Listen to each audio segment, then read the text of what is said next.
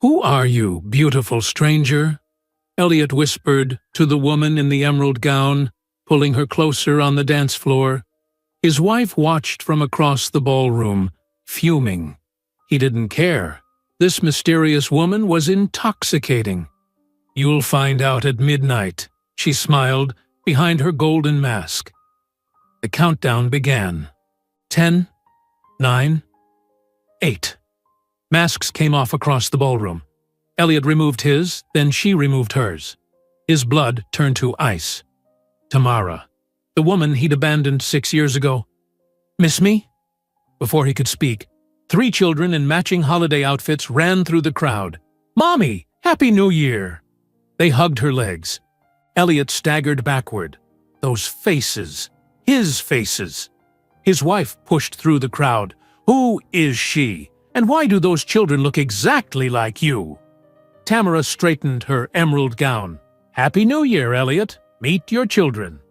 But before we dive into the full story, let me know where you're watching from and what time it is. Now, subscribe to the channel and let's get started. Do you need anything before we leave? Elliot Chambers stood in the hallway of his Fifth Avenue penthouse. He spoke to the closed bedroom door. His wife Victoria was on the other side. She did not answer. Elliot waited 10 seconds. Then he walked away. It was December 31st. In 3 hours, they would attend the annual New Year's Eve Masquerade ball at the Plaza Hotel. Elliot wore a black tuxedo. His silver mask sat on the marble counter in the kitchen. He poured himself a glass of whiskey and looked out the window at Manhattan. The city lights stretched in every direction. He owned 3 luxury hotels in this city. He lived in a penthouse that cost $8 million. He had everything a man could want. But he felt nothing. Victoria emerged from her bedroom 40 minutes later. She wore a white gown that touched the floor. Her diamond mask sparkled under the chandelier lights. She was beautiful. Elliot knew he should tell her that. But he said nothing. Victoria walked past him without looking at him. She picked up her coat from the chair. "The car is ready," Elliot said. "I called my own car," Victoria replied. Her voice was cold. "I will meet you there." She left the penthouse. The door closed with a soft click. Elliot stood alone in the living room. He finished his whiskey. Then he put on his coat and his silver mask and went downstairs to his own car. The Plaza Hotel was on Fifth Avenue near Central Park. Elliot arrived at 9 o'clock. The grand ballroom was filled with people. Crystal chandeliers hung from the ceiling. A full orchestra played music on a stage. Men in expensive tuxedos and women in designer gowns filled the room. Everyone wore masks. Some masks were simple. Some were covered in feathers and jewels. The masks were the whole point of the night. No one knew who anyone was until midnight. Elliot walked through the crowd. He recognized some people by their voices or their jewelry, but most were strangers. Victoria stood near the champagne table with 3 other women. They were all holding glasses and laughing. Victoria did not look at Elliot when he walked past. Elliot took a glass of champagne from a waiter. He stood near the orchestra and watched people dance. He felt bored. He had attended this ball for 5 years. It was always the same. Rich people in masks pretending to have fun. At exactly 10 o'clock, Elliot saw her. She stood on the other side of the ballroom near the tall windows. She wore an emerald green dress that caught the light every time she moved. Her golden mask covered most of her face, but her eyes were visible. They were dark and intense. She was looking directly at him. Elliot felt something shift in his chest. He could not look away. The woman tilted her head slightly. Then she smiled. It was not a friendly smile. It was challenging. Elliot put down his champagne glass. He walked across the ballroom. People moved out of his way. The woman watched him approach. She did not move. "Would you like to dance?" Elliot asked. "Yes," the woman said. Her voice was low and calm. Elliot took her hand. They walked to the dance floor. The orchestra was playing a slow song. Elliot put his hand on her waist. She put her hand on his shoulder. They began to dance. "What is your name?" Elliot asked. "You will find out at midnight," the woman said. "That is 3 hours away," Elliot said. "Then you will have to wait," she replied. They danced without talking. The song ended. Another song began. They kept dancing. Elliot felt something he had not felt in years. His heart was beating fast. His hands were warm. He felt awake. "You are a good dancer," Elliot said. "You are adequate," the woman replied. But she smiled when she said it. Elliot laughed. He could not remember the last time he had laughed at something genuine. They danced through 3 songs, then 4, then 5. Elliot moved his hand from her waist to the small of her back. The woman moved closer. Elliot leaned down and whispered near her ear, "You are the most interesting person in this room." "You do not even know who I am," she whispered back. "I want to," Elliot said. The woman pulled back slightly and looked at him. Her dark eyes searched his face. Elliot felt like she was looking for something specific. Then she leaned close again. "Be careful what you wish for," she said softly. Elliot did not understand what she meant, but he did not care. He just wanted to keep dancing with her. On the other side of the ballroom, Victoria stood frozen. Her champagne glass shook in her hand. Her friends were whispering to each other and looking at Elliot and the woman in green. Other guests began to notice. People pointed. People whispered. The gossip spread through the room like fire. Victoria's face turned red. She put down her glass and walked toward the dance floor. But one of her friends grabbed her arm. "Not here," the friend whispered. "Everyone is watching." Victoria stopped. Her hands formed fists at her sides. But she did not move. Elliot and the woman danced for 2 hours. They barely spoke. Sometimes Elliot whispered something and the woman laughed. Sometimes she touched his shoulder and he felt electricity run through his body. Elliot forgot about Victoria. He forgot about the other guests. He forgot about everything except this mysterious woman in the emerald green dress. At midnight, fireworks exploded outside the tall windows. The crowd cheered. The host of the ball walked onto the stage. He was a tall man in a red mask.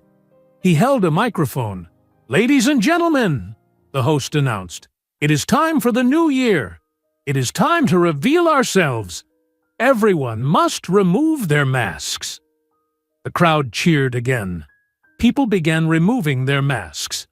Laughter and surprised shouts filled the ballroom. Elliot reached up and removed his silver mask. His heart pounded in his chest. The woman in the emerald green dress reached up slowly. She untied the strings of her golden mask. She pulled it away from her face. Elliot saw her face, and his entire body went cold. The floor seemed to disappear beneath his feet. His mouth opened, but no sound came out. It was Tamara Reed, the woman he had dated 6 years ago, the woman who told him she was pregnant, the woman he called a liar, the woman he abandoned. Tamara stared at him. She did not smile. She did not speak. She just watched him with those dark, intense eyes. Before Elliot could say a single word, 3 small voices shouted from across the ballroom, "Mommy! Happy New Year!" 3 children in matching green outfits ran across the marble floor toward Tamara. 2 little girls and 1 little boy reached Tamara. They wrapped their arms around her legs. They were laughing and bouncing with excitement. They all looked exactly 5 years old. Their matching green outfits coordinated perfectly with Tamara's emerald dress. Elliot stared at them. His mouth was still open. His hands hung at his sides. The first little girl had dark eyes. The same dark eyes Elliot saw in the mirror every morning. She had thick eyebrows, just like his. The second little girl turned and smiled at something her sister said. Elliot saw his own smile on her face. The dimple in her left cheek was in the exact same place as his dimple. The little boy looked up at Tamara. He had Elliot's exact nose, his exact chin, his exact ears. These were his children. The ballroom had gone completely quiet. The orchestra stopped playing. Conversations stopped mid-sentence. 300 of New York's wealthiest people turned to stare at Elliot and Tamara, and the three children in matching green. Elliot tried to speak. His lips moved, but no sound came out. His brain could not form words. His legs felt weak.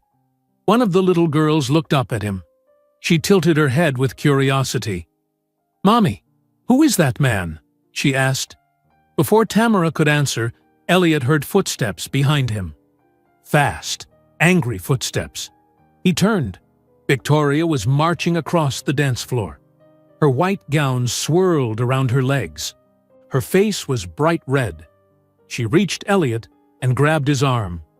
Her fingernails dug into his skin through his tuxedo jacket. "Who are these children?" Victoria demanded. Her voice was loud, loud enough for everyone nearby to hear. Elliot opened his mouth. Nothing came out. Victoria's grip on his arm tightened. She looked at Tamara, then at the three children, then back at Elliot.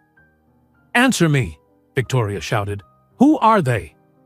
The ballroom was so quiet that Elliot could hear his own heartbeat pounding in his ears. Everyone was watching. Men in tuxedos, women in gowns, waiters holding trays of champagne. Everyone stood frozen, staring at the scene unfolding in the center of the dance floor. Tamara stood perfectly straight. She picked up the little girl who had been coughing. She held the child against her hip. She looked directly at Victoria. Her voice was calm and clear. "These are Elliot's children," Tamara said. Every word carried across the silent ballroom. "I told him I was pregnant 6 years ago. He called me a liar. He said the baby was not his. He blocked my phone number. He never contacted me again." Gasps rippled through the crowd. Women covered their mouths. Men whispered to each other. The whispers grew louder and louder until they filled the entire ballroom like a wave. Victoria's face went from red to white in seconds. All the color drained from her skin. Her hand released Elliot's arm. She stumbled backward 1 step. She was shaking. "Is this true?" Victoria asked. Her voice was barely a whisper now. She stared at Elliot with wide eyes. "Elliot, is this true?" Elliot tried to speak. He wanted to explain. He wanted to say something, anything. But when he opened his mouth, no words would come. His throat was closed. His tongue would not move. Victoria's eyes filled with tears. She looked at the three children again. She looked at their faces. She saw what Elliot saw. The dark eyes, the thick eyebrows, the smile. The resemblance was undeniable. "You lied to me," Victoria whispered. A tear rolled down her cheek. "Our entire marriage. You lied." "Victoria, Elliot finally managed to say. "Do not speak to me!" Victoria screamed. Her voice echoed off the high ceiling. "Do not say my name!" Victoria reached up and ripped the diamond mask from her face. She threw it on the marble floor with all her strength. The mask shattered. Tiny pieces of diamonds and broken metal scattered across the white marble like stars. The little boy started crying. The loud noise scared him. He hid behind Tamara's legs and sobbed. Victoria did not notice. She did not look at anyone. She just turned and ran. Her high heels clicked rapidly on the marble floor. The crowd parted to let her through. People stepped aside and watched her run toward the exit. Her white gown disappeared through the tall doors. The doors slammed shut behind her. Elliot took one step toward the doors. He wanted to follow her. He wanted to explain, but his feet would not move. His entire body felt frozen. Flashes of light suddenly filled the ballroom. Elliot turned. 3 photographers were taking pictures. Rapid flashes came from their cameras. They pointed their lenses at Elliot, at Tamara, at the children. The flashes kept coming. Bright white light over and over. "Stop," Elliot said weakly. "Stop taking pictures." The photographers ignored him. They kept shooting. Other guests pulled out their phones. More flashes. More cameras. Elliot raised his hand to shield his face. But it was too late. They had already taken hundreds of photos. The little girl in Tamara's arms started crying too.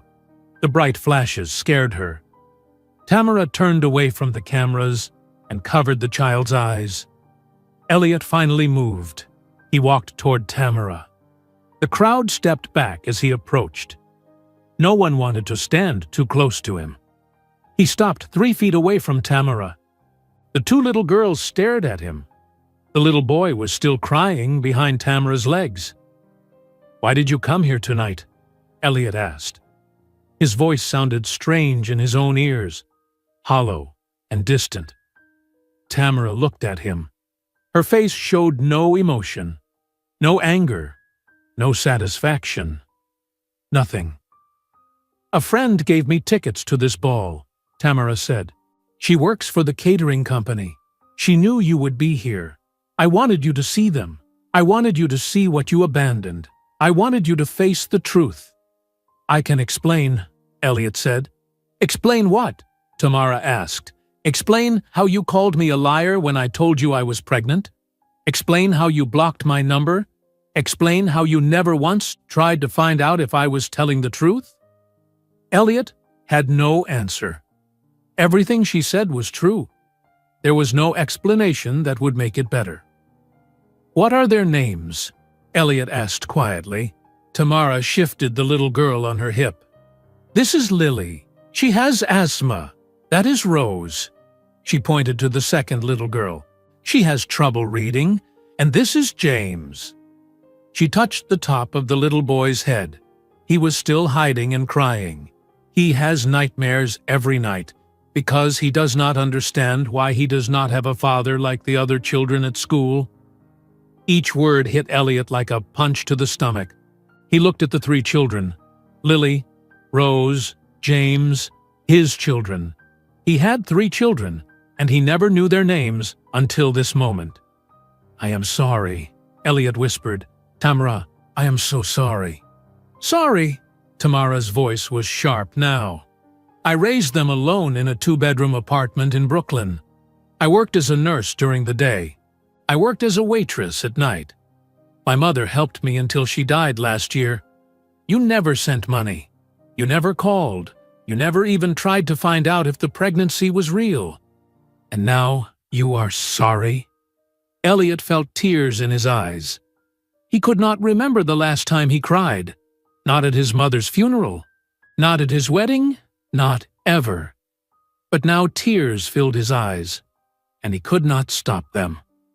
"Words mean nothing," Tamara said. She took Rose's hand and James's hand. "Come on, babies, we are going home."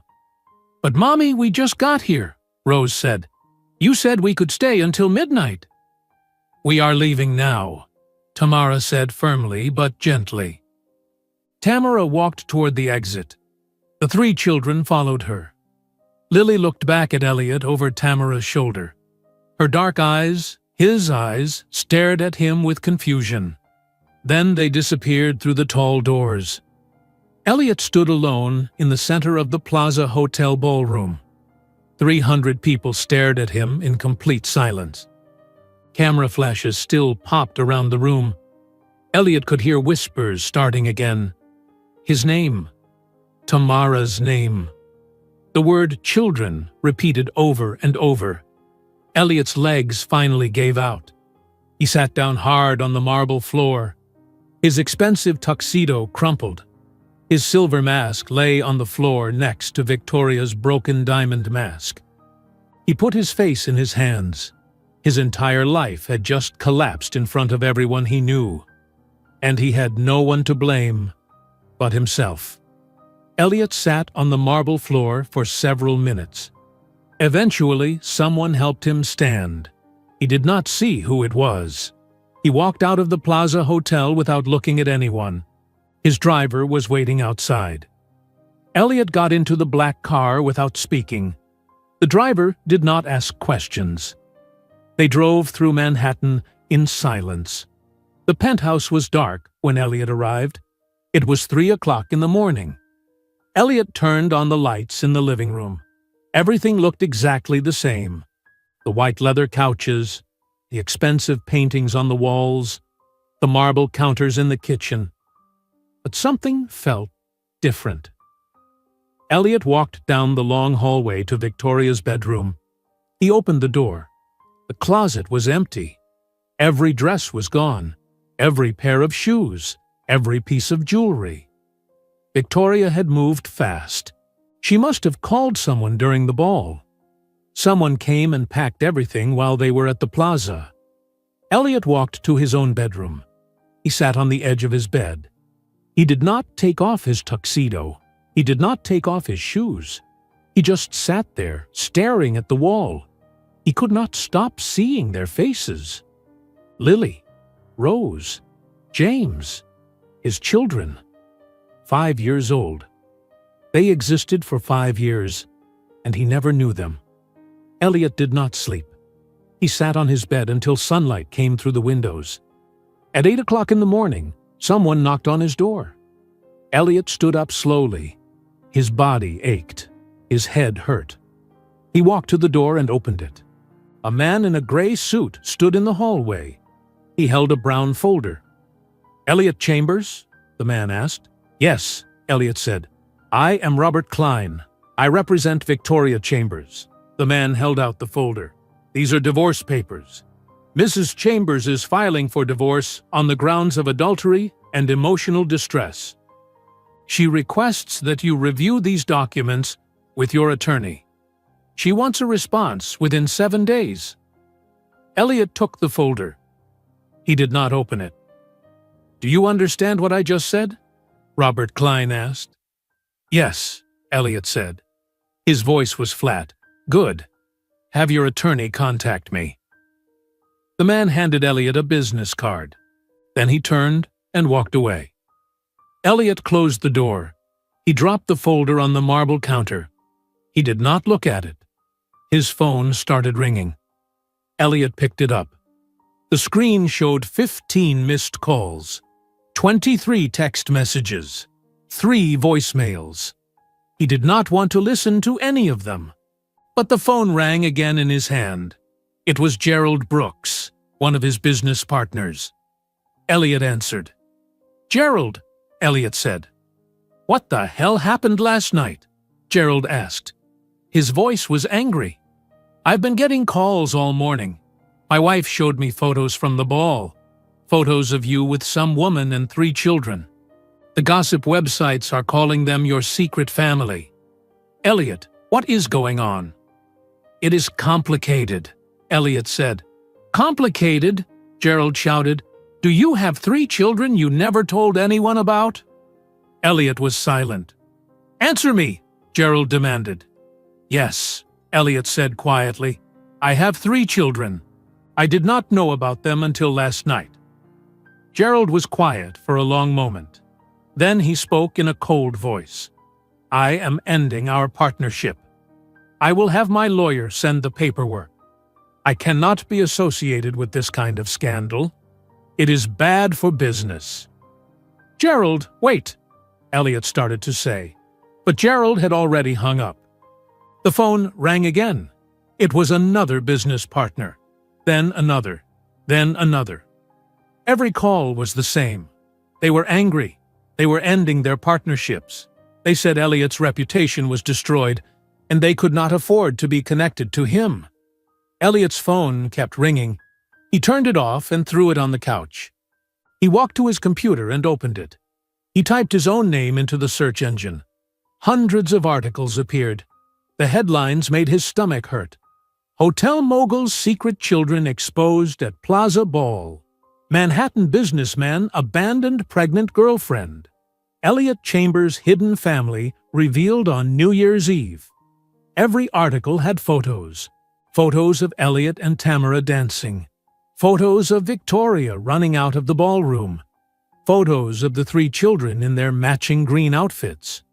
Someone had even gotten a close-up photo of Lily's face. Her dark eyes stared out from the computer screen. Elliot's eyes. He scrolled through more articles. Gossip websites, society blogs, even legitimate newspapers were covering the story. His face was everywhere. So was Tamara's face. So were his children's faces. Their privacy was destroyed. Elliot closed the computer.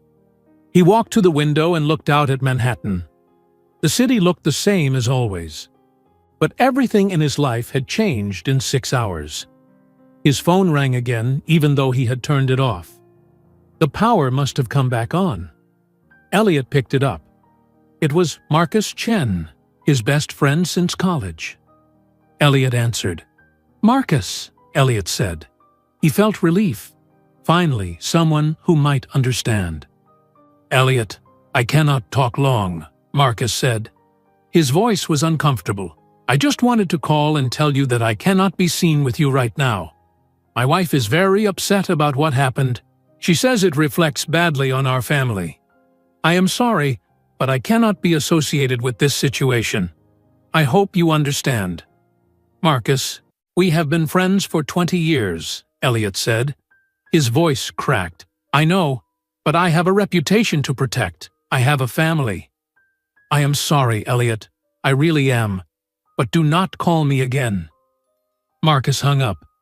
Elliot stood in his empty penthouse, holding his phone. His best friend just abandoned him.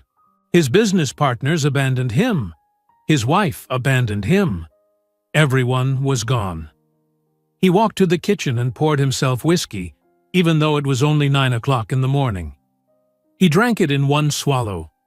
Then he poured another glass. Elliot's mind kept returning to 6 years ago. He remembered that day clearly now. He had tried to forget it. He had tried to bury it. But now it came back in perfect detail. They were sitting in a small Italian restaurant in Brooklyn. Gino's. That was the name. It had red checkered tablecloths and candles in wine bottles. Tamara sat across from him. She wore a blue sweater. She was nervous. She kept touching her hair. "I need to tell you something," Tamara had said. "What is it?" Elliot asked. He was looking at his phone. He was distracted. He had a business meeting the next morning. "I am pregnant," Tamara said. Elliot looked up from his phone. "What?" "I am pregnant. 10 weeks. I took 5 tests. They were all positive." Tamara smiled. She looked scared, but also excited. "I know this is unexpected, but we can figure it out together." Elliot felt panic rise in his chest. Pregnant. A baby. He was 36 years old. He was building his hotel business. He was not ready for a baby. He was not ready for that kind of responsibility. "Are you sure?" Elliot asked. "Yes, I am sure." Tamara reached across the table and took his hand. "I know it is scary, but I think we can do this." Elliot pulled his hand away. "How do I know it is mine?" Tamara's smile disappeared. "What?" "How do I know the baby is mine?" Elliot asked.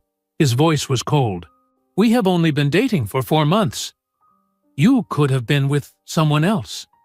Tamara's eyes filled with tears. "How can you say that? You know I have not been with anyone else." "Elliot, this baby is yours." "I do not believe you," Elliot said. He was lying. He knew she was telling the truth, but he was scared. And when Elliot was scared, he ran. "Take a paternity test then," Tamara said. Tears rolled down her face. "Take a test, and you will see." "I do not need a test. I know you are lying." Elliot stood up. He pulled out his wallet and threw $200 on the table. "Do not contact me again." "Elliot, please," Tamara started to say. But Elliot walked out of the restaurant. He walked out, and he never looked back. He blocked her phone number that night. He deleted her contact information. He pretended it never happened. Elliot stood in his penthouse kitchen and felt sick. He walked to the bathroom and threw up in the toilet. He sat on the cold tile floor. His expensive tuxedo was wrinkled and dirty. His face was pale. He looked at himself in the mirror across the bathroom, and he hated what he saw. He was a coward. He ran away from Tamara because he was scared. He let her raise 3 children alone for 5 years. He let his children grow up without a father. He let Lily struggle with asthma.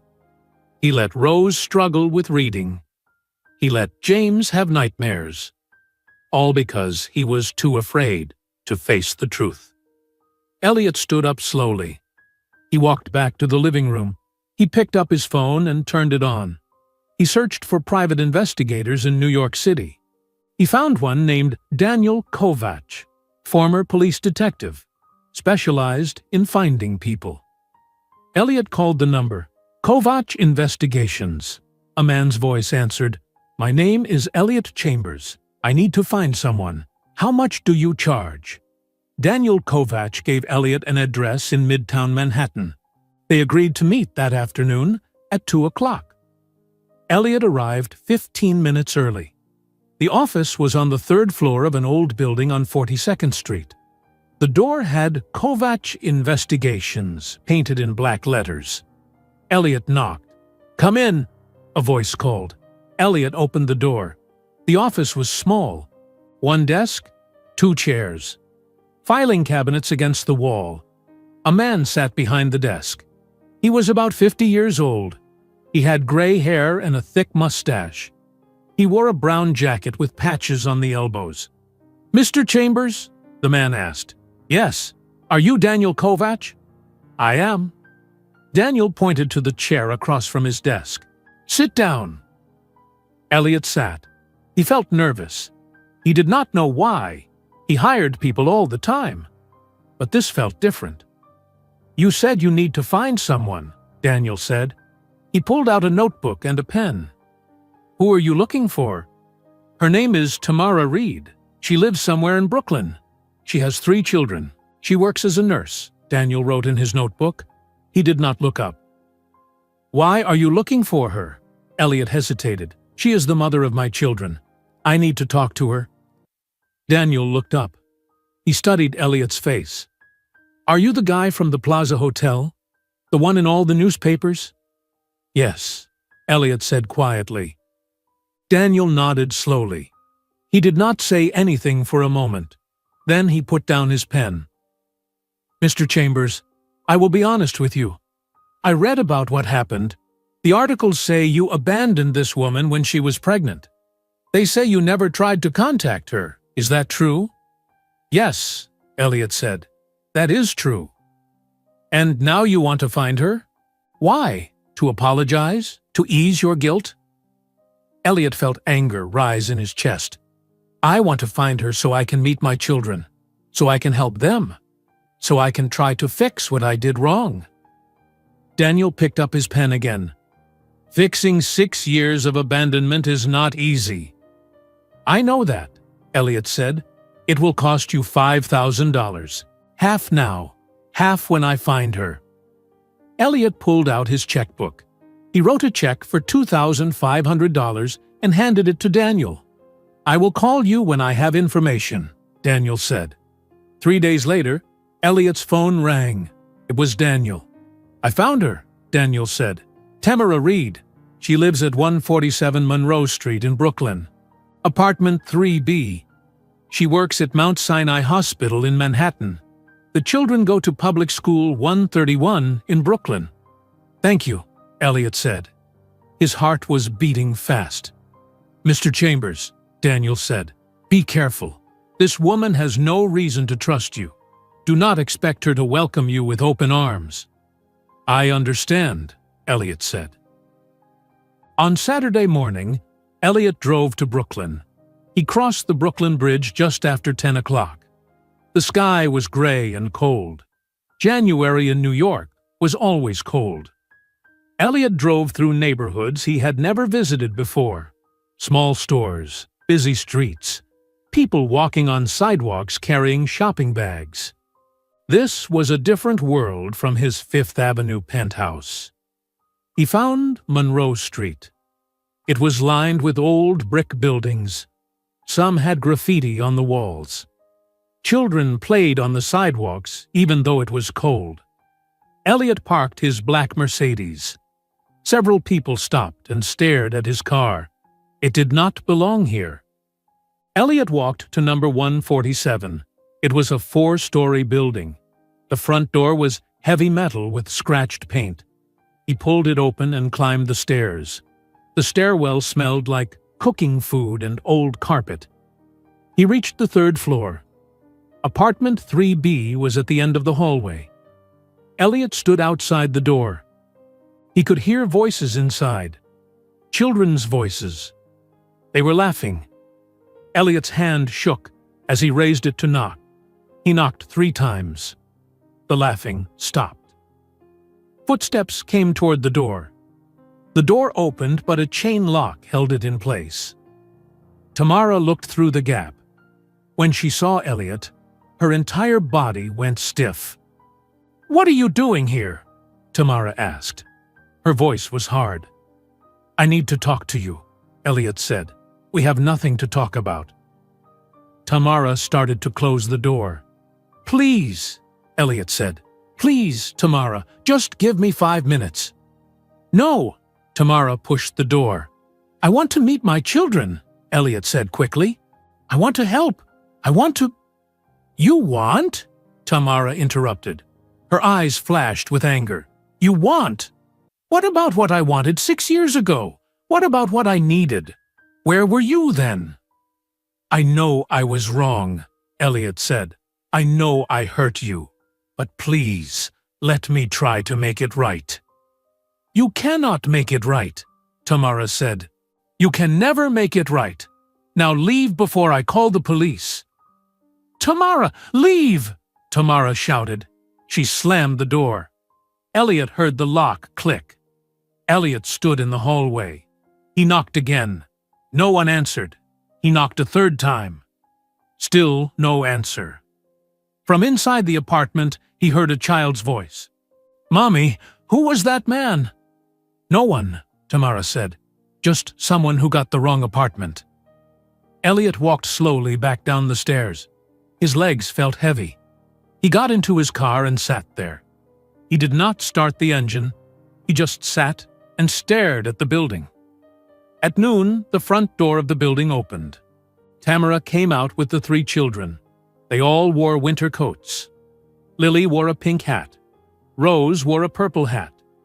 James wore a blue hat with a baseball team logo.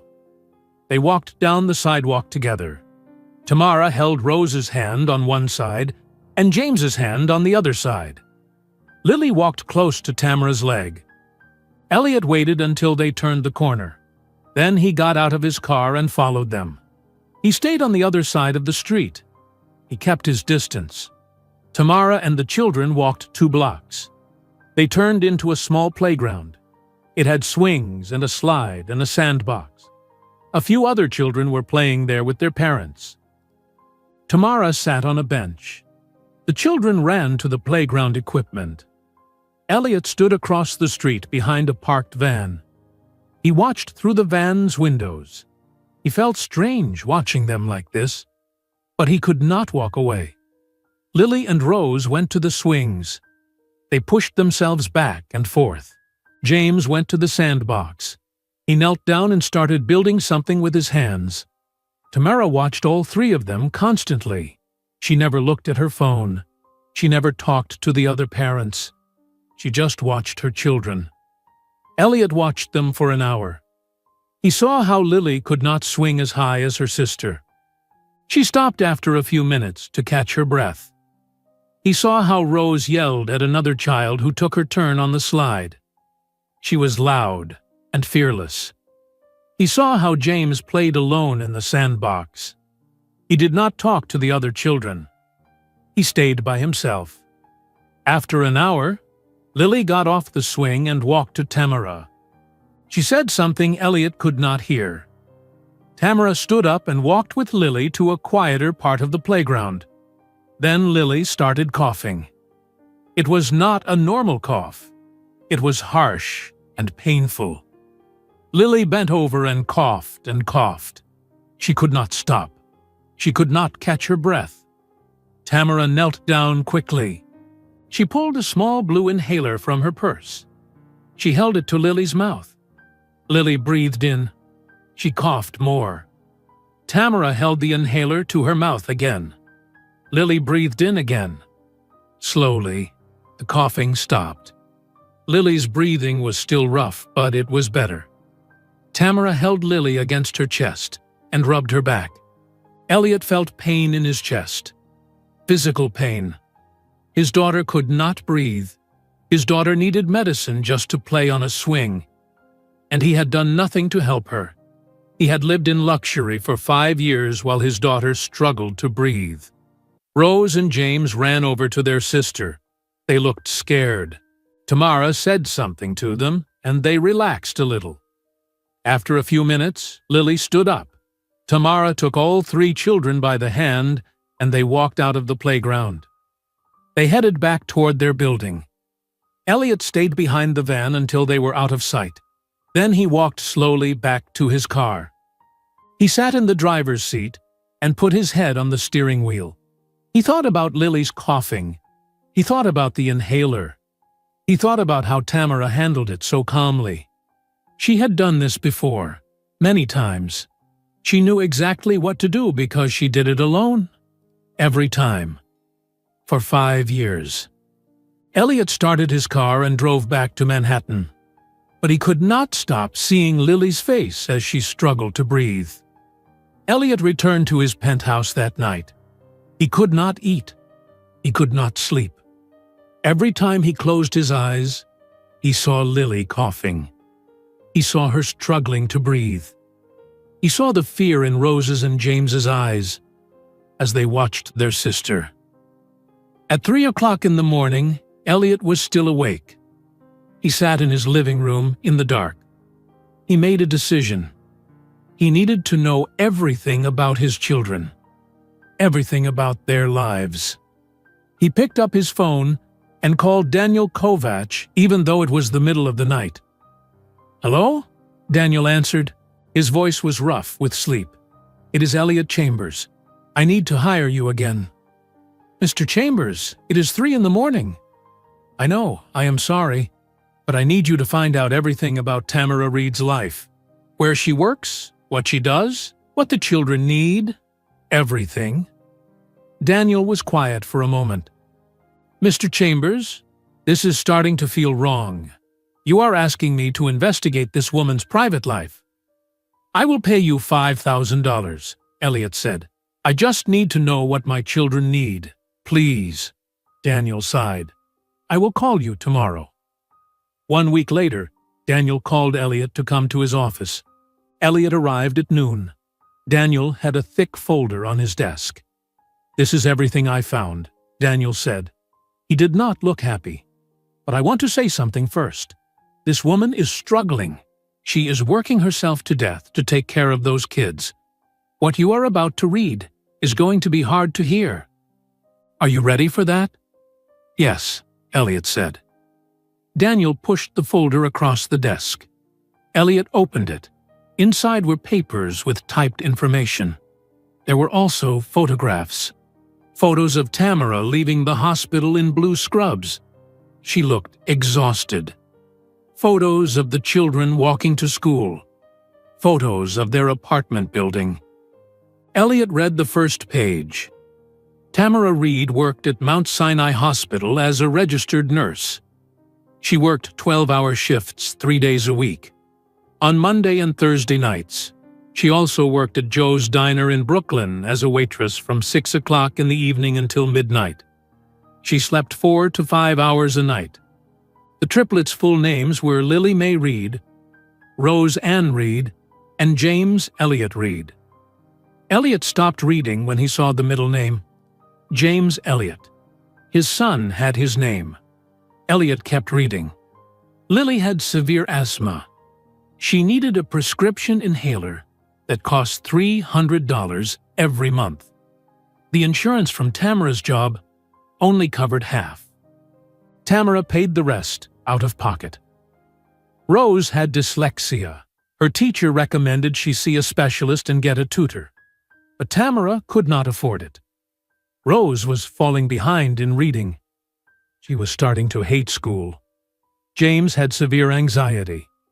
He had nightmares every single night. A school counselor recommended therapy.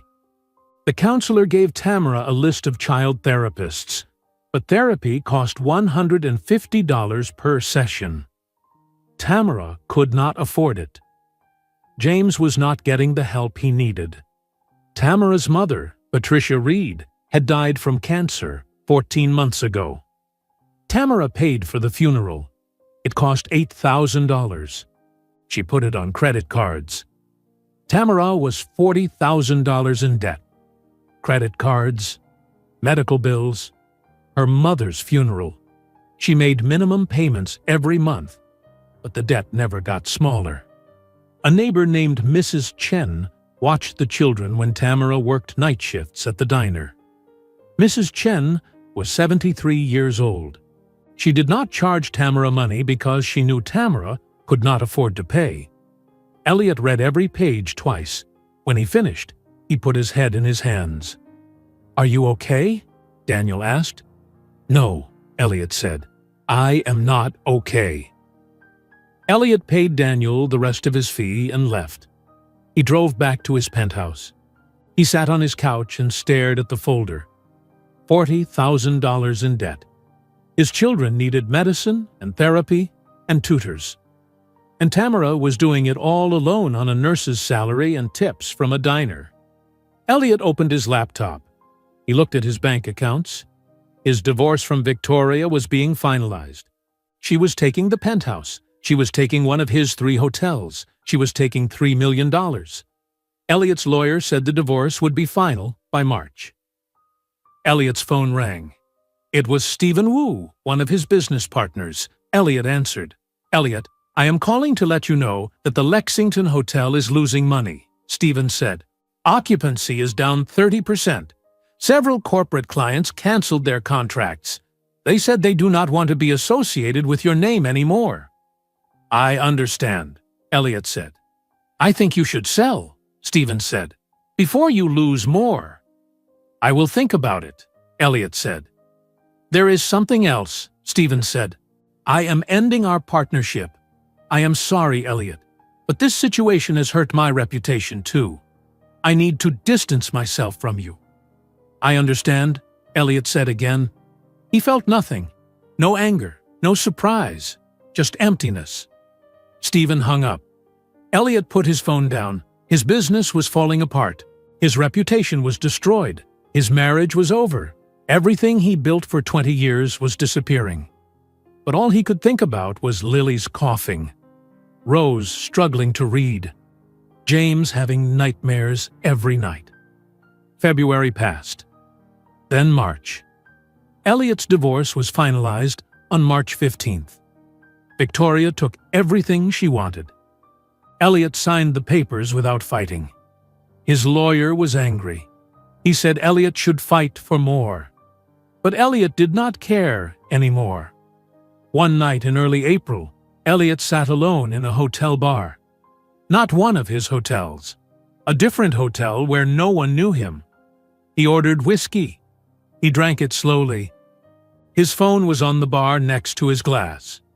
It rang. The screen showed an unknown number. Elliott almost did not answer, but something made him pick it up. "Hello?" Elliott said. "This is Tamara." Her voice was quiet. "We need to talk." Elliott's heart started beating faster. Yes, of course. When?" "Tomorrow, 10 o'clock in the morning. There is a coffee shop on Court Street in Brooklyn. corner of Court and Kane. Do you know it? I will find it, Elliot said. If you are late, I am leaving, Tamara said. I will be there, Elliot promised. Tamara hung up without saying goodbye. Elliot sat at the bar staring at his phone. She called him. After 3 months of silence, Tamara called him. He did not know if this was good or bad. He did not know what she wanted to say. But she was giving him a chance to talk. Elliot left money on the bar and went home. He did not sleep that night. He sat on his couch watching the clock. The hours passed slowly. At 8 o'clock in the morning, Elliot got in his car and drove to Brooklyn. He arrived at the coffee shop at 9:30. He was half an hour early. The coffee shop was small. It had 6 tables and a counter with pastries. Elliot ordered black coffee and sat at a corner table. His hands were shaking. He put them in his lap so no one would see. At exactly 10 o'clock, the door opened. Tamara walked in. She wore blue hospital scrubs. Her hair was pulled back in a ponytail. She had dark circles under her eyes. She looked exhausted. Tamara saw Elliot and walked to his table. She sat down across from him. She did not order anything. She did not smile. She just looked at him with those dark, intense eyes. "Thank you for coming," Elliot said. Tamara did not respond. She just kept looking at him. "Why did you call me?" Elliot asked. "Because I do not have a choice anymore," Tamara said. Her voice was flat. "I did not want to call you. I wanted to keep doing this alone, but I cannot do it alone anymore." "What happened?" Elliot asked. Fear rose in his chest. "Lily had a severe asthma attack last week," Tamara said. "I had to take her to the emergency room at 2 o'clock in the morning. They kept her overnight. They gave her stronger medicine. The hospital bill is $2,000. Tamara pulled a paper from her purse and put it on the table. It was a medical bill from Mount Sinai Hospital. The amount due was $2,473. "I do not have $2,000, Tamara said. "I am already $40,000 in debt. I work 70 hours a week, and it is still not enough." Elliot looked at the bill.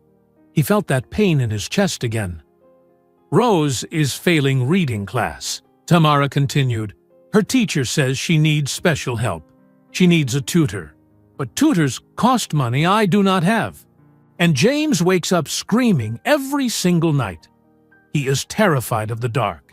He asks me every day why he does not have a father. He thinks there is something wrong with him. He thinks that is why his father does not want him." Tamara's voice cracked on the last sentence, but she did not cry. She just looked at Elliot and waited. "I want to help," Elliot said. "Tell me how I can help." Tamara laughed.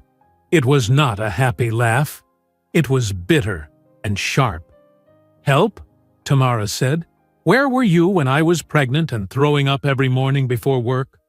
Where were you when I gave birth alone in the hospital? Where were you when the babies were in the NICU for 3 weeks because they were born premature?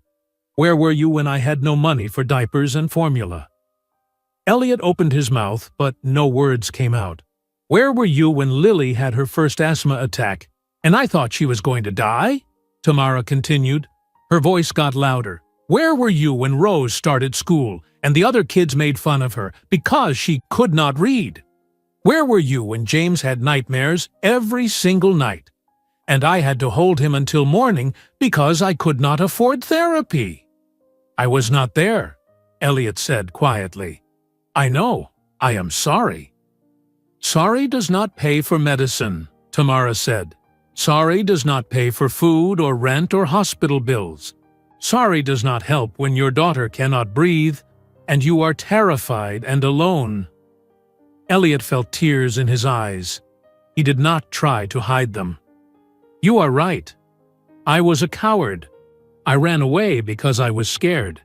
I told myself you were lying because it was easier than being a father. I blocked your number and pretended it never happened. I am not asking you to forgive me. I just want to help my children now." Tamara stared at him. Her face was hard. "Why should I let you near them? You abandoned us once. What makes you think you will not do it again?" "Because I saw Lily at the playground," Elliot said. "I saw her coughing. I saw her using the inhaler, and I saw how scared Rose and James looked, and I realized that I have been living in a penthouse with 7 rooms while my children share 1 bedroom. I have been drinking expensive wine at business dinners while my daughter cannot breathe without medicine she can barely afford. I cannot change the past, but I can try to fix the present." Tamara was quiet for a long time. She looked down at her hands. They were folded on the table. Her fingernails were short and clean. Nurse's hands. "You followed us to the playground?" Tamara asked. "Yes," Elliot admitted. "After you closed the door, I waited. I followed you. I am sorry. I know that was wrong, but I needed to see them." "That is creepy, Elliot." "I know. I am sorry." Tamara closed her eyes. She looked so tired. Not just physically tired, tired deep in her bones, tired in her soul. "I have been doing this alone for 5 years, Tamara said. Her voice was quieter now. 5 years of 12-hour shifts at the hospital. 5 years of working night shifts at a diner. 5 years of worrying about money and medicine and bills. My mother helped me before she died. But after she died, it was just me. Me and 3 5-year-olds who need everything. "I want to help," Elliot said again. "I can pay the hospital bill. I can pay for a tutor for Rose. I can pay for therapy for James. I can pay for Lily's medicine. Whatever they need." "I do not want your money," Tamara said sharply. She looked up at him. "I have taken care of my children without you for 5 years. I do not need you to swoop in now and try to fix everything with your money." "Then what do you want?" Elliot asked. Tamara was silent. She looked at Elliot's face. Really looked at him. She saw the dark circles under his eyes.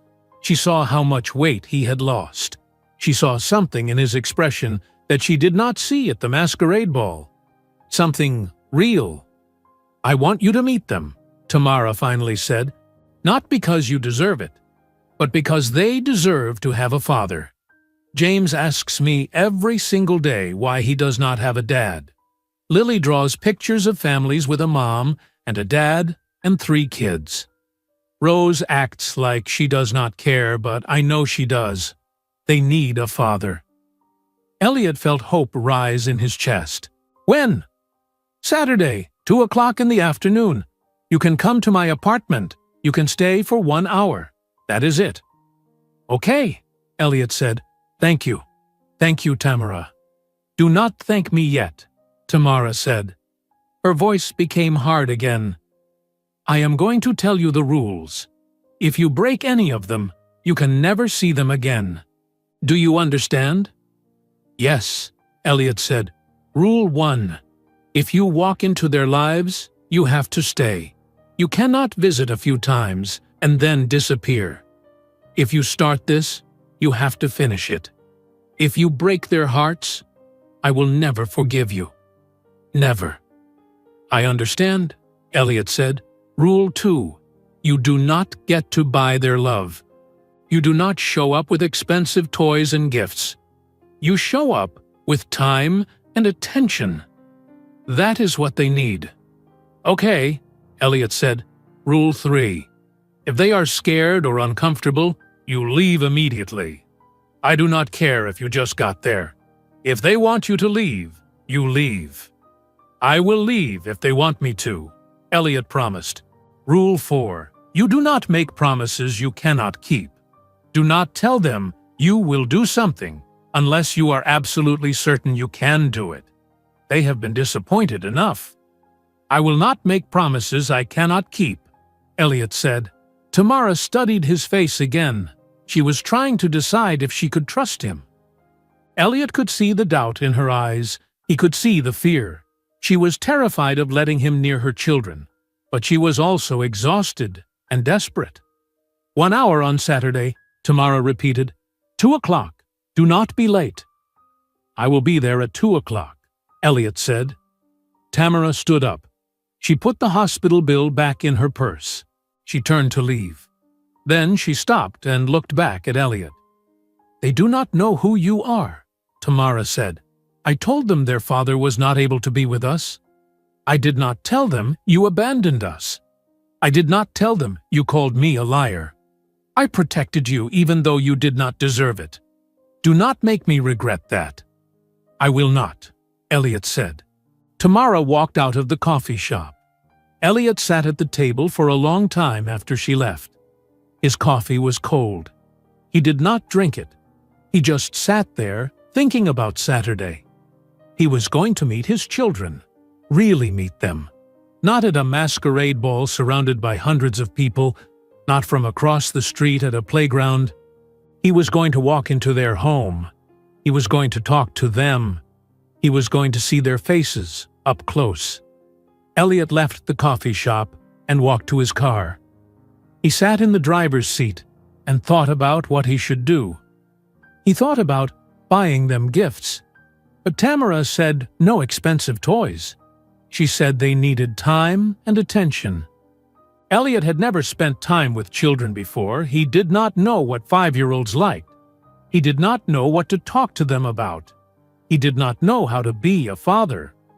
Fear filled his chest. What if they hated him? What if they were scared of him? What if they did not want him there? What if he said the wrong thing or did the wrong thing? Elliot drove back to Manhattan. He went to a bookstore on Broadway. He walked to the children's section. He had never been in this part of a bookstore before. The books were colorful. They had pictures on every page. Elliot picked up a book about a bear. He read the first page. The words were simple and rhymed. He put it in his basket. He picked up a book about a girl who liked science. He picked up a book about a family of rabbits. He picked up coloring books and a box of crayons. He picked up toy cars that were small and simple, not expensive, just simple toys. He paid for everything and drove home. That night, Elliot laid the books and toys on his bed. He looked at them and wondered if they were stupid. He wondered if the children would laugh at him. He wondered if Tamara would be angry that he brought anything at all. But he could not show up empty-handed. He just could not. Elliot did not sleep on Friday night. He lay in bed staring at the ceiling. He thought about what he would say. How do you introduce yourself to your own children? How do you explain where you have been for 5 years? Saturday morning came. Elliot got dressed at 9 o'clock, even though he did not need to leave until 1:30. He put on jeans and a sweater, not a suit. He wanted to look normal, approachable, not like the businessmen who abandoned them. Elliot put the books and toys in a bag. He got in his car at 1 o'clock. He drove to Brooklyn slowly. He parked outside Tamara's building at exactly 1:55, 5 minutes early. Elliot sat in his car. His heart was pounding. His hands were sweating. He looked at the building. Apartment 3B, 3rd floor. His children were in there right now. Lily, Rose, James. His children. At exactly 2 o'clock, Elliot got out of his car. He picked up the bag of books and toys. He walked to the building. He climbed the stairs. Each step felt heavy. By the time he reached the 3rd floor, he could barely breathe. Elliot stood outside apartment 3B. He could hear the television inside. Cartoons. He raised his hand and knocked 3 times. The door opened. Tamara stood there. She looked at Elliot. Then she looked at the bag in his hand. "What is in the bag?" Tamara asked. "Just some books and some small toys. Nothing expensive. I can leave them in the car if you want." Tamara sighed.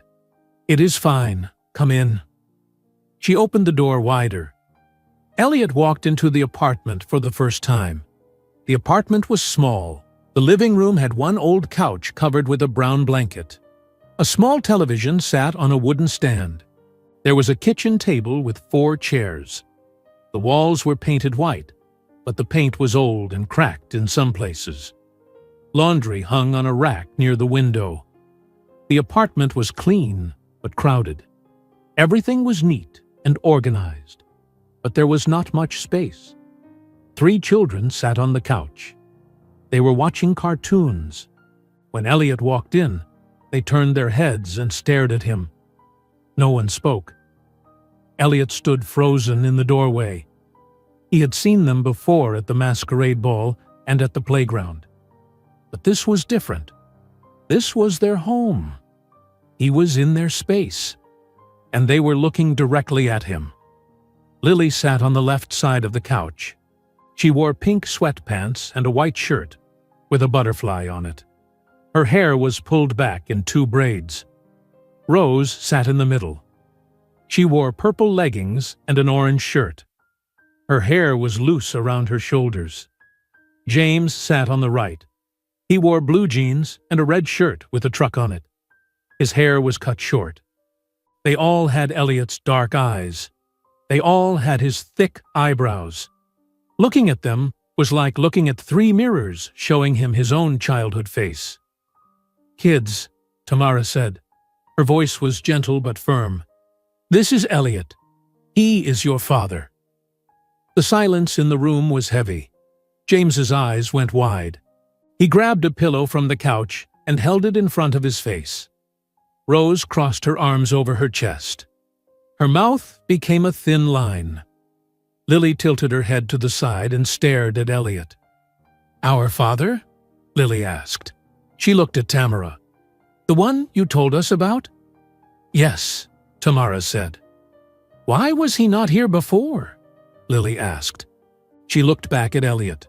Her voice was not angry, just curious, just asking a question.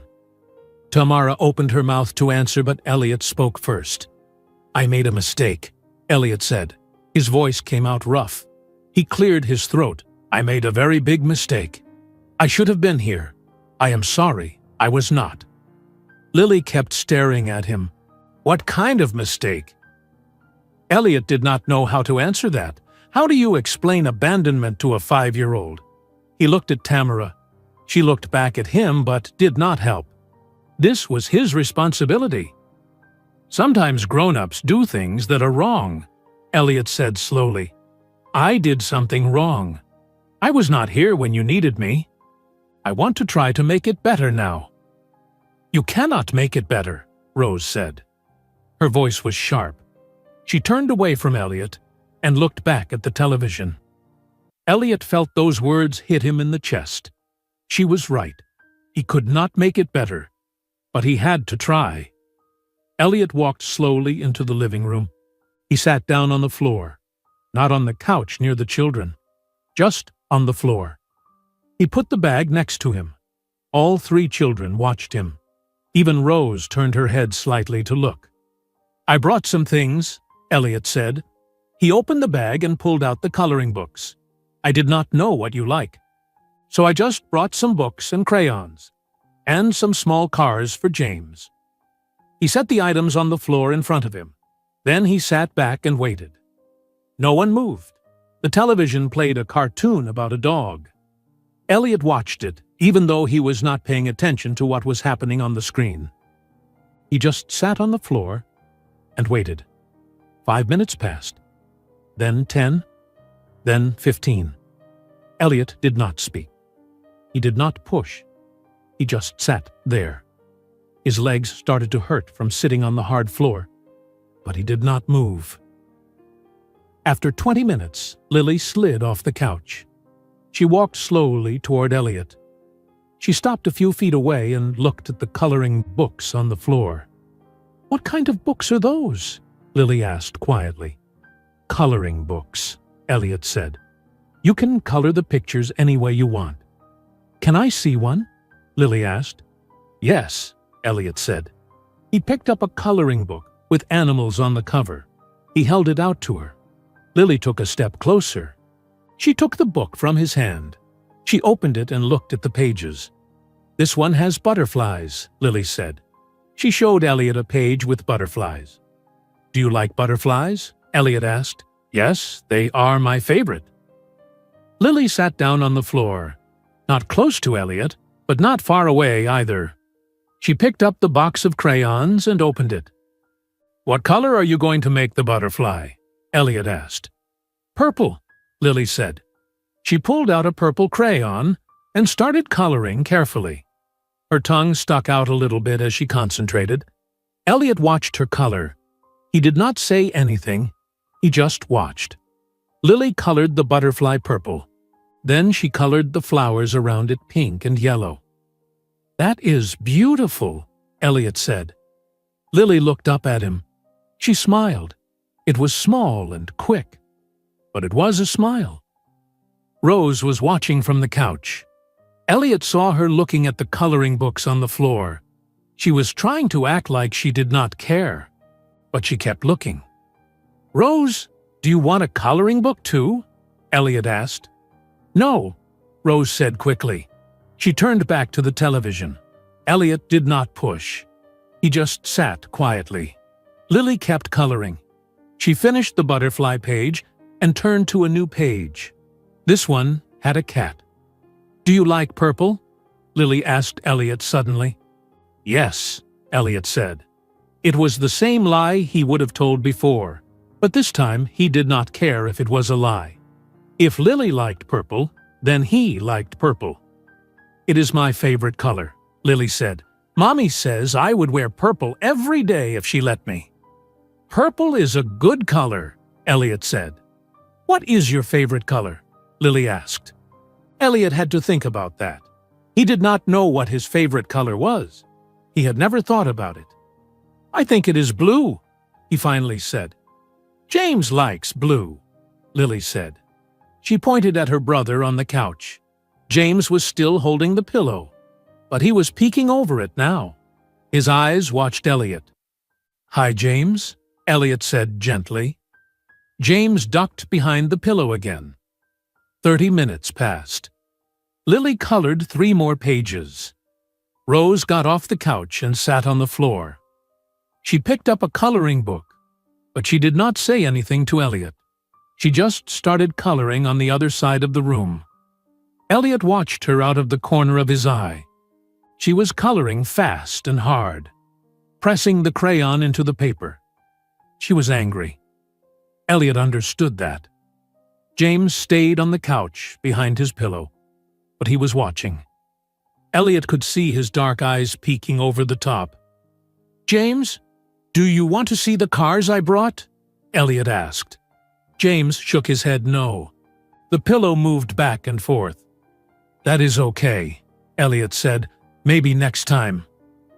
Tamara had been sitting at the kitchen table the whole time. She had not said a word.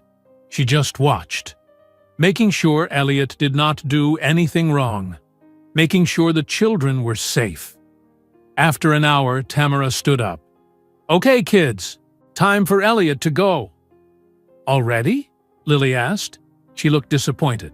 "He can come back another time," Tamara said. She looked at Elliot. "If he wants to?" "I want to," Elliot said quickly. He stood up from the floor. His legs were stiff. "Can I come back next Saturday?" Tamara was quiet for a moment. She looked at the children. Lily was holding her coloring book. Rose was still coloring and ignoring everyone. James was still behind his pillow. "Yes," Tamara finally said. "Next Saturday, same time." "Thank you," Elliot said. He looked at the children. "Thank you for letting me visit." Lily waved. Rose did not look up. James did not move. Elliot walked to the door. Tamara followed him. She opened the door but stood in the doorway. Elliot stepped into the hallway. "That went better than I expected," Tamara said quietly. "Really?" Elliot asked. He felt like it had gone terribly. Rose hated him. James was terrified of him. "Lily talked to you. That is progress," Tamara said. "Give them time." Elliot nodded. He started to walk away. Then he heard a small voice from inside the apartment. "Mommy?" It was James. "Is he coming back?" Elliot stopped walking. He turned around. Tamara was looking back into the apartment at her son. "Yes, baby," Tamara said. "He is coming back next Saturday." "Promise?" James asked. His voice was so quiet Elliot could barely hear it. "He promised," Tamara said. She looked at Elliot. Her eyes were hard. They said, "Do not break this promise." "I promise," Elliot called out, loud enough for James to hear. "I will be back next Saturday." Tamara closed the door. Elliot stood in the hallway alone. His hands were shaking. His legs felt weak. He walked down the stairs slowly. When he got to his car, he sat in the driver's seat and put his head on the steering wheel. James asked if he was coming back. His son wanted to know if he would return. That meant James wanted him to return. That meant there was hope. Elliot drove back to Manhattan. But the entire drive, all he could think about was next Saturday. The week until Saturday felt like a month. Elliot went to work at his hotels, but he could not focus. He sat in meetings and thought about Lily coloring butterflies. He reviewed financial reports and thought about Rose sitting on the other side of the room. He signed contracts and thought about James hiding behind a pillow. On Wednesday night, Elliot could not sleep. He got up at 2 o'clock in the morning and drove to a 24-hour store. He bought more coloring books. He bought crayons and markers. He bought 3 children's books with simple stories. Then he put everything back. Tamara said no expensive gifts. She said they needed time and attention, not toys. Elliot left the store with nothing. Saturday finally came. Elliot arrived at Tamara's building at exactly 2 o'clock. He knocked on apartment 3B. Tamara opened the door. The children were on the couch again watching cartoons. When they saw Elliot, Lily smiled.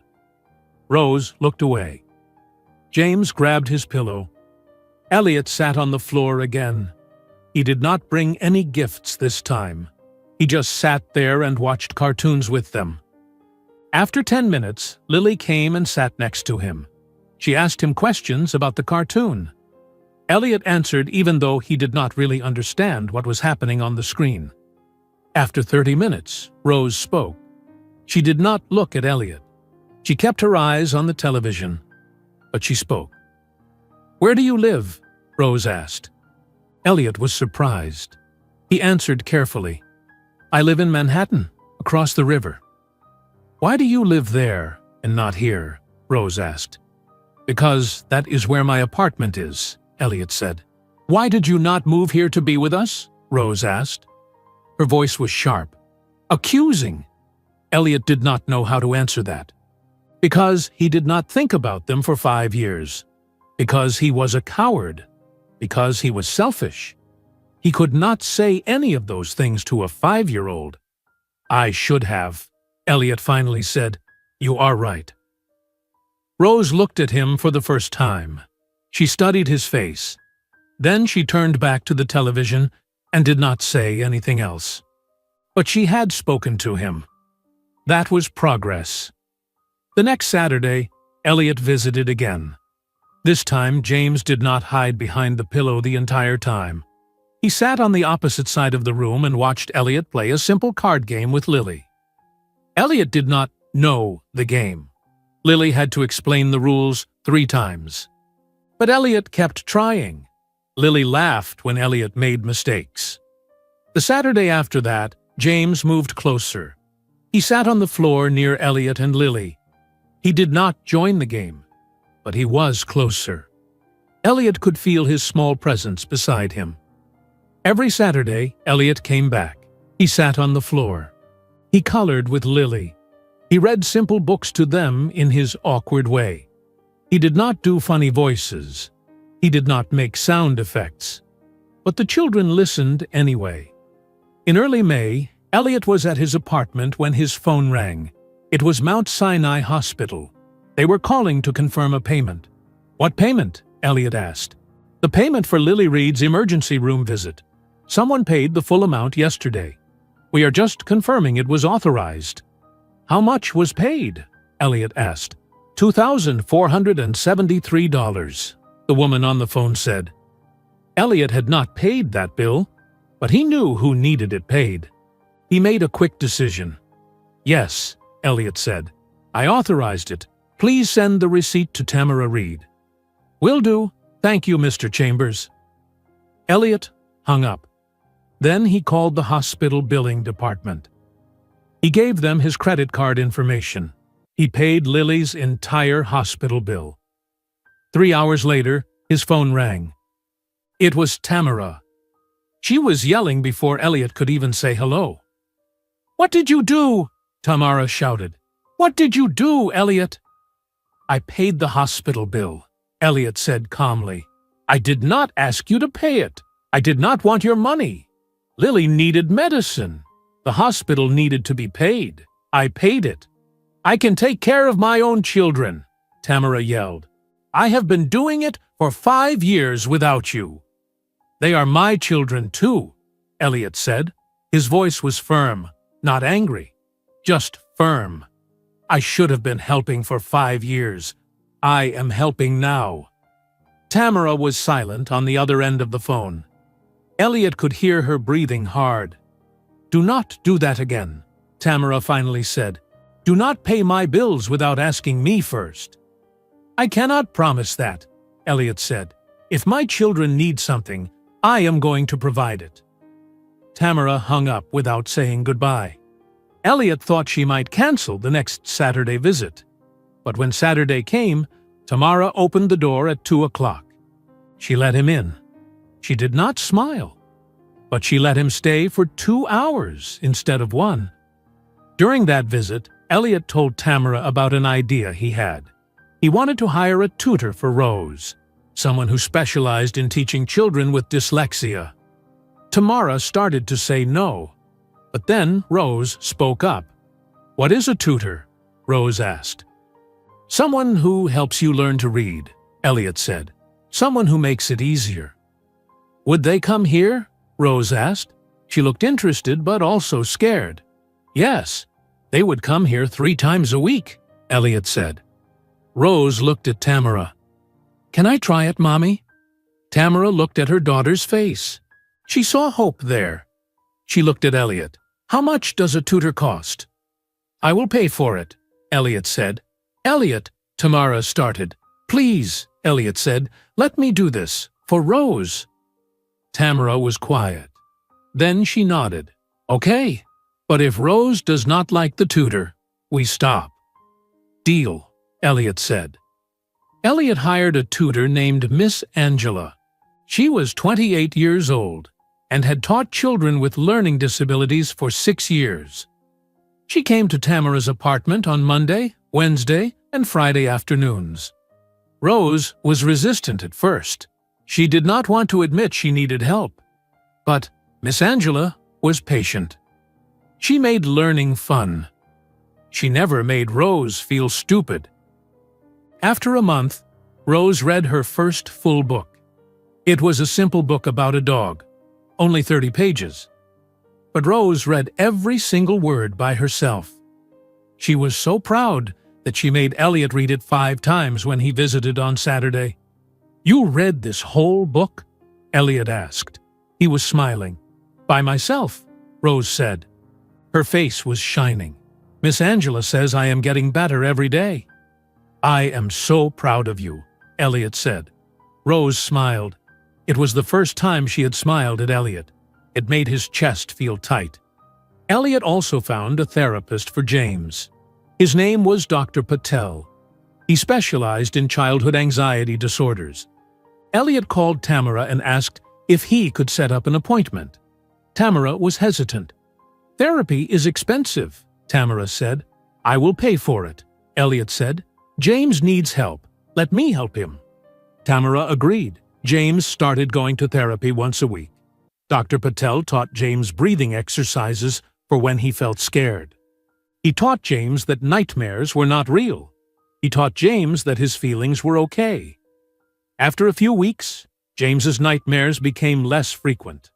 He still had them sometimes, but not every single night. He started sleeping better. Tamara looked less exhausted. One Saturday in June, Elliot knocked on the apartment door at 2 o'clock. He heard running footsteps inside. The door opened. James stood there. He was smiling. "Hi, Dad," James said. Elliot froze. His entire body went still. "Dad." James called him Dad. It was the first time any of the children had called him that. Elliot felt tears fill his eyes. He knelt down, so he was at James's eye level. "Hi, James," Elliot said. His voice was thick with emotion. James stepped forward and hugged Elliot. It was quick, just a few seconds. But it was a hug. Elliot put his arms around his son and held him. He felt James's small body against his chest. He felt his son's heart beating. When James pulled back, he ran back to the couch to watch cartoons.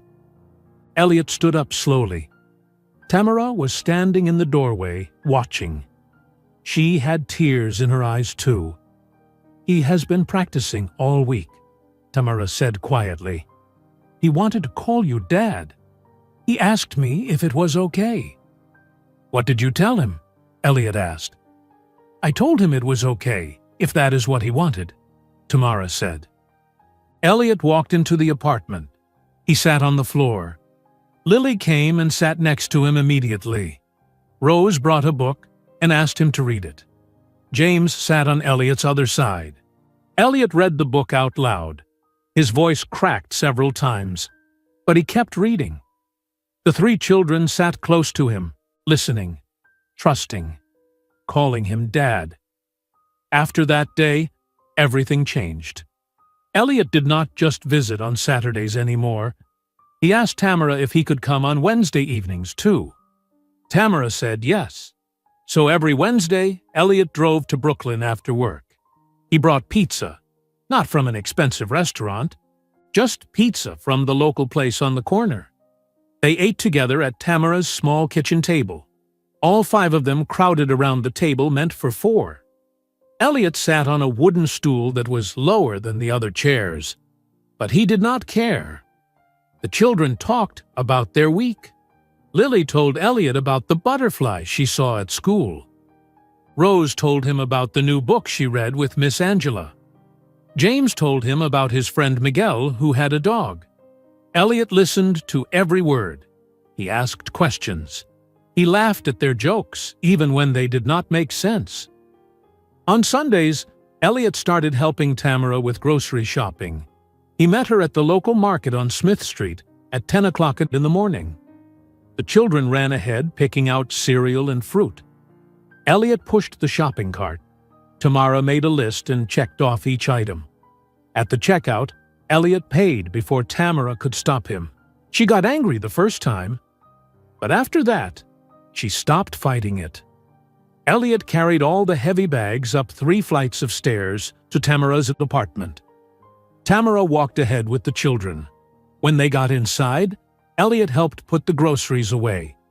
He learned where everything went: cereal on the top shelf, canned food in the cabinet next to the stove, milk in the refrigerator on the right side.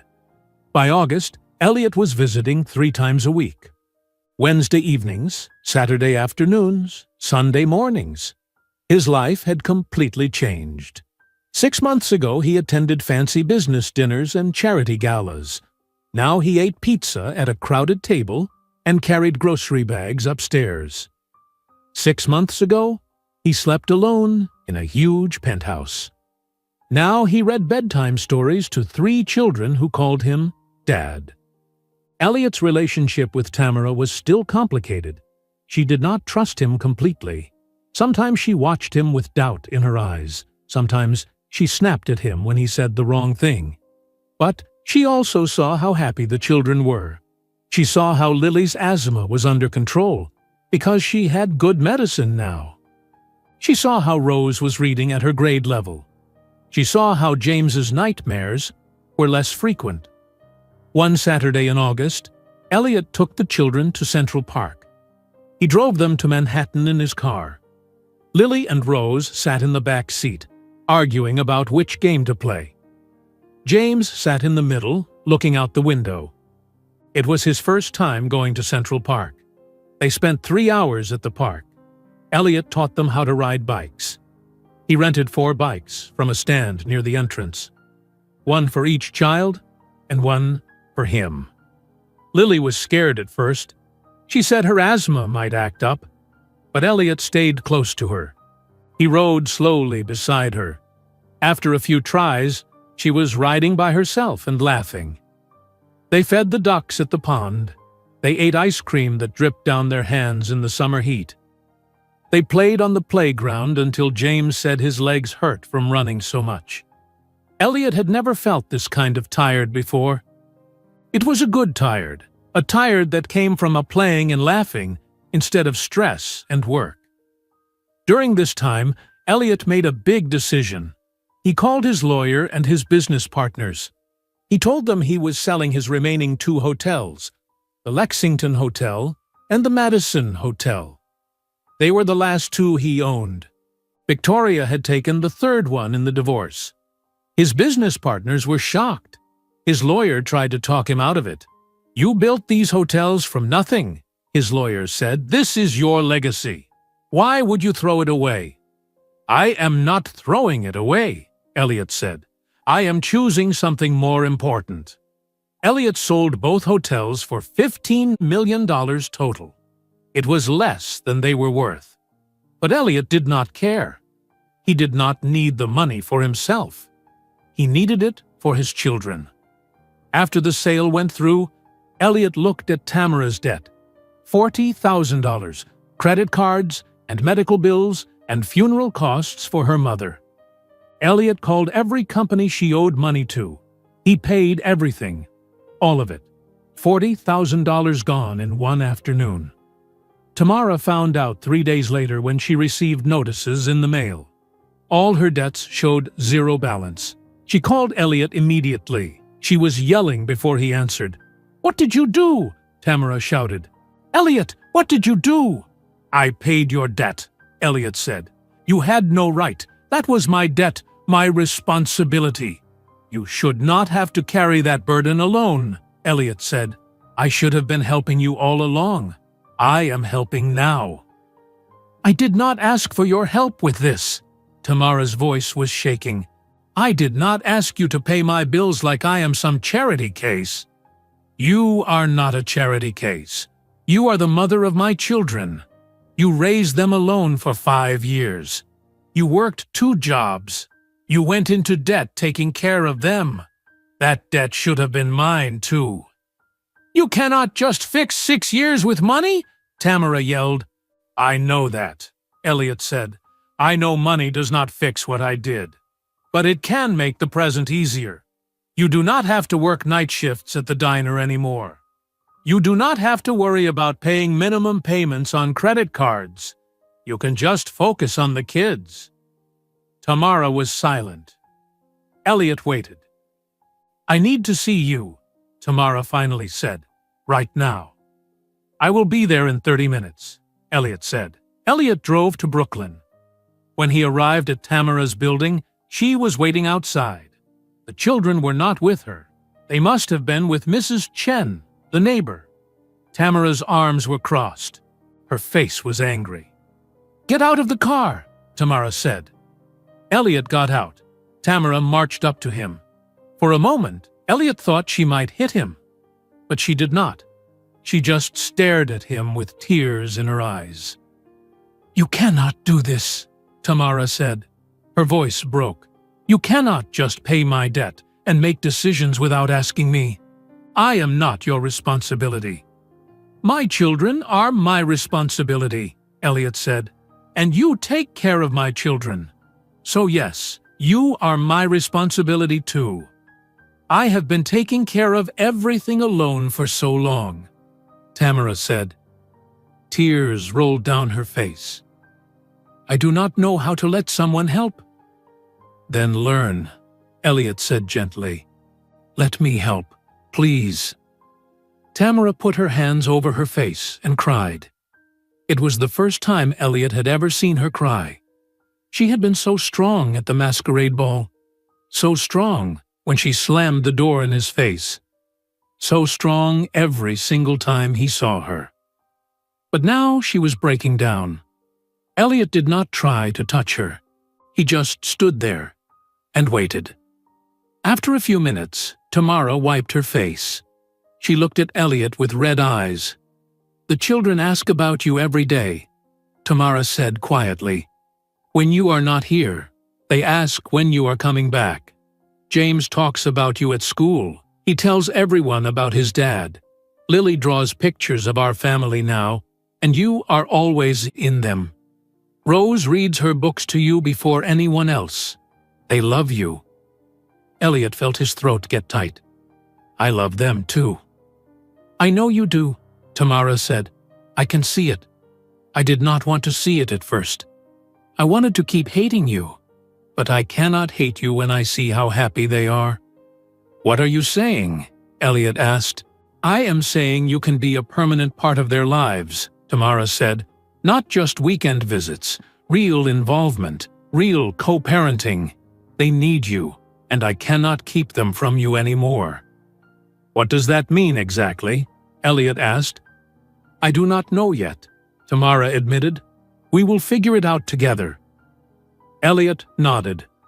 Then he said something he had been thinking about for weeks. "I want to move to Brooklyn.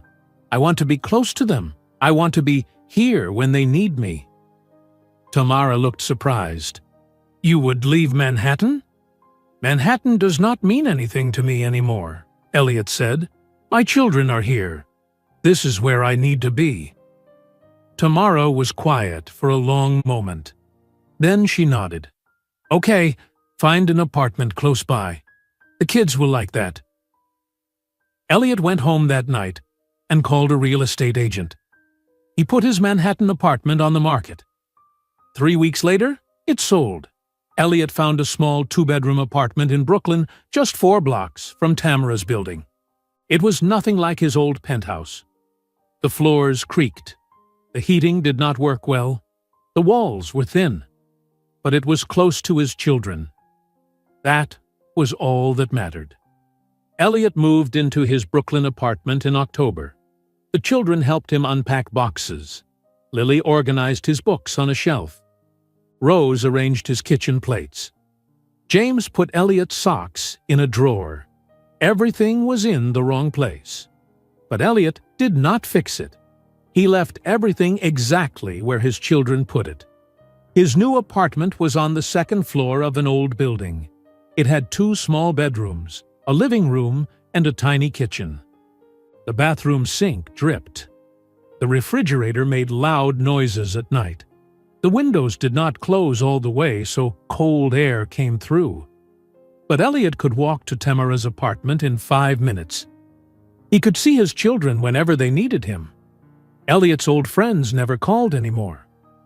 Marcus Chen, his best friend for 20 years, had not spoken to him since New Year's Day. His former business partners avoided him. He was not invited to charity galas or society dinners. His name was still associated with scandal in wealthy Manhattan circles. But Elliot did not care. He had a new life now. He knew Mrs. Chen, the elderly neighbor who used to babysit the Triplets. She made him dumplings on Sundays and told him stories about her childhood in China. He knew Tony, the owner of the corner deli. Tony gave the children free cookies when they came in with Elliot. He knew the other parents at the Triplets' school. They invited him to birthday parties and school events. His life was smaller, but it was real. December came. On the first Saturday of the month, Elliot took James to pick out a Christmas tree. They went to a tree lot on Atlantic Avenue. Rows and rows of pine trees stood tied together. The air smelled like pine and cold winter. "Which one do you want?" Elliot asked James. James walked between the rows carefully. He touched different trees. He looked at them seriously. Finally, he stopped in front of a tree that was about 6 feet tall. Not too big, not too small. "This one," James said. "It is perfect for Mommy's apartment." Elliot bought the tree. He and James carried it together down the street. James held the bottom. Elliot held the top. They walked slowly. People smiled at them as they passed, a father and son carrying a Christmas tree together. When they reached Tamara's building, they carried the tree up 3 flights of stairs. It was heavy and awkward. They had to stop twice to rest. But they made it. Tamara opened the door and laughed when she saw them. "You bought the biggest tree you could find, did you not?" Tamara said. "James picked it," Elliot said, breathing hard. They set up the tree in the corner of the living room. It took up a lot of space in the small apartment, but it was beautiful. That afternoon, everyone gathered to decorate it. Lily and Rose hung ornaments on the lower branches. James sat on Elliot's shoulders to reach the high branches. Tamara was in the kitchen making hot chocolate. Elliot looked around the small apartment. The furniture was sold. The walls needed paint. The floor had scratches. But the apartment was filled with warmth, filled with laughter, filled with love. Elliot thought about his old penthouse. 7 rooms with marble floors and floor-to-ceiling windows, expensive furniture, and original paintings. But it had been empty, cold, lonely. He had everything money could buy, but he had nothing that mattered. Now he lived in a small apartment with creaky floors and a dripping sink. He did not own hotels anymore.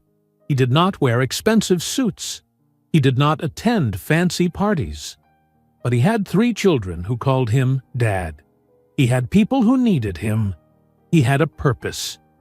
"Dad, you are not paying attention," Lily said. She tugged on Elliot's shirt. "You need to hand James the star for the top." Elliot picked up the gold star. He handed it to James, who was still on his shoulders. James carefully placed the star on the very top branch. Everyone clapped. Tamara came out of the kitchen carrying mugs of hot chocolate. She passed them around. They all sat on the couch and the floor looking at the decorated tree. Lily leaned against Elliot's side. Rose sat on his other side. James sat on his lap. "Tell us a Christmas story, Dad," Lily said. Elliot went to his bag and pulled out a book. He had bought it last week. It was called The Night Before Christmas. Elliot opened the book and began reading. His voice was steady and calm. He did not do funny voices. He did not make sound effects. But the children listened to every word. Halfway through the story, James's eyes started to close. By the end, he was asleep on Elliot's lap. Lily and Rose were yawning. Tamara stood up. "Okay, time for bed," Tamara said quietly. She carried James to the bedroom. Elliot helped Lily and Rose get up. They hugged him goodnight. "See you tomorrow, Dad," Rose whispered. Elliot felt his chest get tight. He would never get tired of hearing that word. Dad. After the children were in bed, Tamara came back to the living room. She sat on the couch. Elliot sat in the old chair across from her. They did not talk for a few minutes. They just sat in comfortable silence. "This has been a strange year," Tamara finally said. "Yes," Elliot agreed. "I never thought you would actually change," Tamara admitted. "I thought you would visit a few times and then disappear. I thought you would get bored or scared and run away again." "I thought about it," Elliot said honestly. "In the beginning, I was terrified. I did not know how to be a father. I did not know what to say to them. I wanted to run away many times." "Why did you not?" Tamara asked. "Because James asked if I was coming back," Elliot said. "That first day when I left your apartment.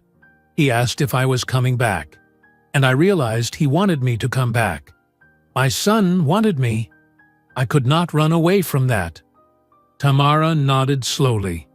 "They are happy now. Lily's asthma is under control. Rose is reading at her grade level. James sleeps through most nights. They feel complete. I will never stop being sorry for the 6 years I missed, Elliot said. His voice was thick with emotion. I missed their first words, their first steps, their first day of school. I cannot get those years back. I cannot change what I did. No, you cannot, Tamara agreed.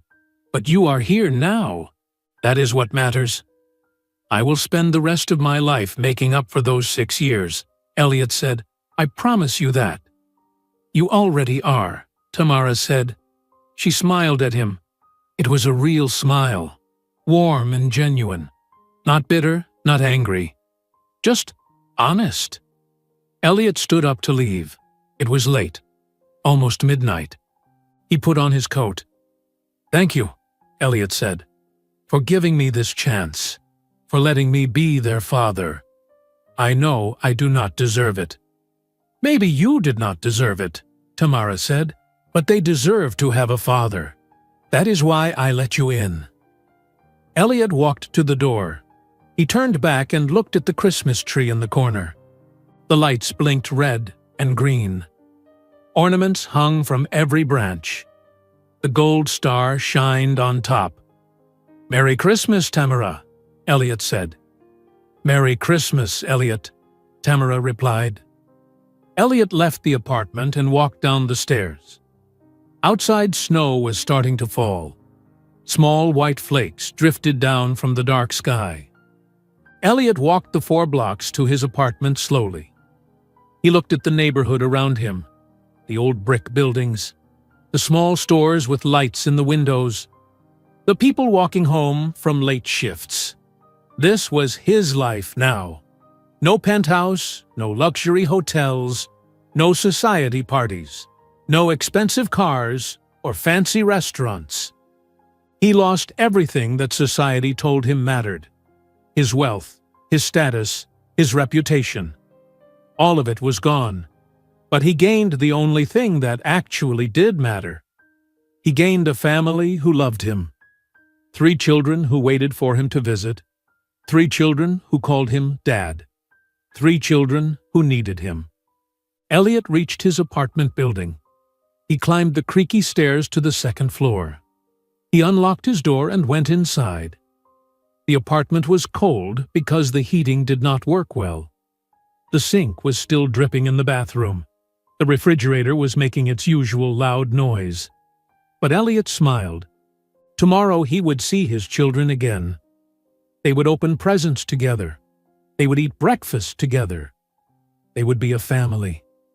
For the first time in 42 years, Elliot Chambers understood what truly mattered in life, and he would never forget it again. If you enjoyed today's video, I'm sure you'll love the next one. Don't waste time. Just click on the screen